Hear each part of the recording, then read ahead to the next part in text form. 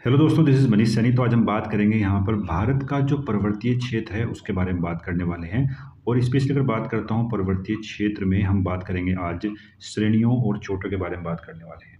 तो सबसे उत्तर भारतीय जो चोटी है हमारे पास वो है यहाँ पर काराकोरम। ठीक है, काराकोरम की जो सबसे ऊंची चोटी है वो है केटू, जिसको हम केटू यानी गोडविन ऑस्टिन भी बोलते हैं। और जिसकी लंबाई है वो यहाँ पर मिल जाएगी आपको 8,611 मीटर। ये जो है भारत की सबसे ऊंची चोटी है। अगर हम बात करते हैं पूरे विश्व की तो है यहाँ पर एवरेस्ट। ठीक है, एवरेस्ट है। और जो इसकी जो चोटी है वो है 8,848 मीटर। ठीक है, ये भी आपके एग्जाम के लिए यहाँ पर वो महत्वपूर्ण जगह है। थोड़ा और नीचे चलते हैं और बात करेंगे। जो नीचे वाली श्रेणी हमारे पास वो है यहाँ पर लद्दाख श्रेणी। ठीक है, लद्दाख श्रेणी जस्ट इसके नीचे वाली है। थोड़ा और नीचे चलते हैं तो आ जाएगा हमारे पास यहाँ पर जास्कर श्रेणी। ठीक है, जास्कर श्रेणी, काराकोरम, लद्दाख, जास्कर। थोड़ा और नीचे बढ़ते हैं तो आ जाएगा हमारे पास यहाँ पर पीर पंजाल।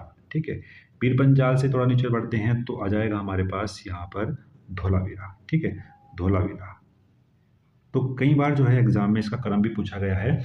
काराकोरम, लद्दाख, जास्कर, पीर पंजाल और धोलावीरा, ये जो है उत्तर भारत की ये चोटियां हमें दिखाई पड़ती हैं यहाँ पर।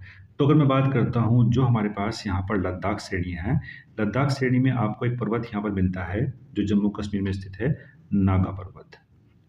कई बार एग्जाम में ये पूछा गया कि जो नागा पर्वत है वो कहाँ पर स्थित है, तो ये आपका है लद्दाख में। ठीक है, और मैं बात करता हूँ जो इसकी जो ऊंचाई है वो है 8,126 मीटर। तो कई बार एग्जाम में ये भी जो है पूछा गया है। थोड़ा और नीचे बढ़ते हैं तो बात करेंगे काराकोरम, लद्दाख, जास्कर, पीर पंजाल और धोलावीरा के बाद बात करते हैं तो आ जाएगा हमारे पास यहाँ पर कुमाऊं हिमालय। कुमाऊं हिमालय की बात करते हैं तो दो पर्वत श्रेणियां हमें यहाँ पर दिखाई पड़ती है। एक तो है हमारे पास यहाँ पर कामेत पर्वत, और दूसरा जो पर्वत है हमारे पास वो है यहाँ पर नंदा देवी पर्वत। नंदा देवी पर्वत एग्जाम में यहाँ से जो है वो प्रश्न बनने की संभावना दिखाई पड़ती है। इसकी जो लंबाई है, अगर मैं बात करते हैं सबसे जो ऊंचाई है इसकी, तो वो है 7,816 मीटर। ठीक है, नंदा देवी की जो यहाँ पर ऊंचाई है वो है 7,816 मीटर। तो ये पूरा हिमालय यहाँ पर स्टार्ट होगा और वो आपका ऐसे जाते हुए ये जो आपकी श्रेणियां हैं वो हमें पूरे भारत में दिखाई पड़ती हैं। तो एक एक करके जो है बात करने वाले हैं। चैनल पर अगर आप नए हैं तो प्लीज़ सब्सक्राइब करें। नेक्स्ट जो हमारे पास है वो है यहाँ पर धोलावीरा। ठीक है, धोलावीरा हो गया। धोलावीरा के बाद बात करते हैं एक जो हिमाचल में देखने को मिलता है वो है यहाँ पर नाग टिब्बा। ठीक है, नाग टिब्बा, ये भी जो है कुमाऊं हिमालय का जो है हिस्सा है। उसके बाद फिर आप देखते हैं हमारे पास आ जाएगा यहाँ पर कुमाऊं हिमालय। कुमाऊं हिमालय, इसके थोड़ा नीचे चलते हैं तो हमारे पास महाभारत श्रेणियां देखने को मिलती हैं। ठीक है, महाभारत श्रेणियां हमें देखने को मिलती हैं। महाभारत श्रेणी, अगर मैं बात करता हूँ यहाँ पर कुछ जो चोटियां हैं वो यहाँ पर महत्वपूर्ण हो जाएंगी हमारे लिए। तो एक एक करके इनको समझते हैं। तो सबसे पहला है हमारे पास यहाँ पर धौलागिरी। कई बार इनकी जो है वो ऊंचाई भी जो है कई बार पूछी गई है, धौलागिरी। इसकी जो ऊंचाई है वो है यहाँ पर 8,172 मीटर। नेक्स्ट बात करते हैं तो वो आ जाएगा हमारे पास, कौन सी चोटी आ जाएगी, अन्नपूर्णा चोटी। अन्नपूर्णा चोटी, तो जो इसकी लंबाई है हमारे पास 8,078 मीटर। इसकी यहाँ पर इतनी ऊंचाई हमें देखने को मिलती है। अगर हम बात करते हैं जो सिक्किम में एक हमारे पास है पर्वत, वो एग्जाम में कई बार जो है पूछा जाता है, वो है यहाँ पर कंचनजंगा। कंचनजंगा पर्वत,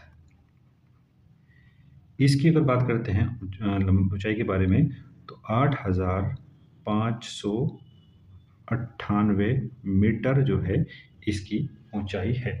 ठीक है, केटू के बाद सबसे ऊंचा जो पर्वत है हमारे पास वो है कंचनजंगा। ठीक है, एग्जाम के लिए काफ़ी महत्वपूर्ण यहाँ पर ये हो जाता है। फिर जो बचता है हमारे पास पर्वत आ जाएगा, यहाँ पर एक पर्वत आ जाएगा हमारे पास नामचा बरवा। नामचा बरवा, ठीक है, नामचा बरवा। इसकी जो ऊंचाई है वो है यहाँ पर 7,756 मीटर जो है वो इसकी ऊंचाई यहाँ पर है नामचा बरवा की। थोड़ा और नीचे बढ़ते हैं तो आ जाएगा हमारे पास यहाँ पर एक पर्वत है अबोर, अबोर पर्वत। थोड़ा और नीचे बढ़ते हैं तो आ जाएगा हमारे पास यहाँ पर मिसमी। थोड़ा और नीचे बढ़ेंगे तो आ जाएगा हमारे पास यहाँ पर पटकाई बूम।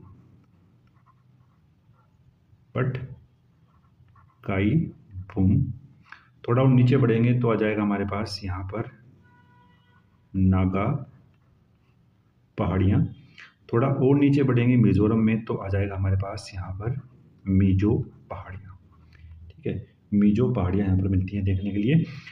3 जो पहाड़ियाँ हमारे पास यहाँ पर वो काफ़ी महत्वपूर्ण जाती हैं, तो वो हो जाएंगे हमारे पास यहाँ पर गारो, खासी और जैंतिया। ठीक है, तो ये भी जो है एग्जाम में कई बार पूछी गई हैं, गारो, खासी और जैंतिया।